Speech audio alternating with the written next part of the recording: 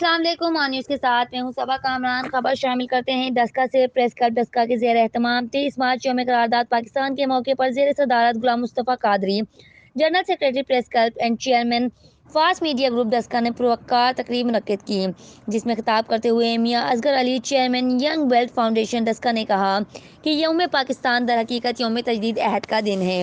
اس دن ہم سب کو مل کر یہ عہد کرنا چاہیے کہ پاکستان کی تعمیر و ترقی اور خوشحالی کے لیے کوئی دقیقہ فروگزاشت نہیں کریں گے۔ 23 مارچ 1940 کو پاکستان بنانے کی قرارداد منظور ہوئی اور صرف 7 سال 4 ماہ اور 22 دن بعد 14 اگست 1947 کو پاکستان بن گیا۔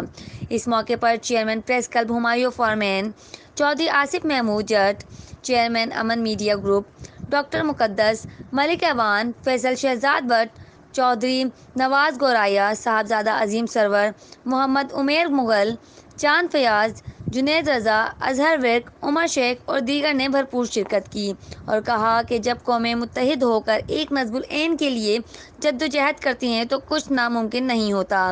ہمیں منظم اور متحد قوم بننے کی ضرورت ہے۔ قومی سوچ کے ساتھ آگے بڑھنے کا شعور بیدار ہونے تک ملک کی ترقی کا خواب شرمندہ تعبیر نہیں ہو سکتا۔ رپورٹ کر رہے ہیں عمر شیخ آن نیوز ڈسکا۔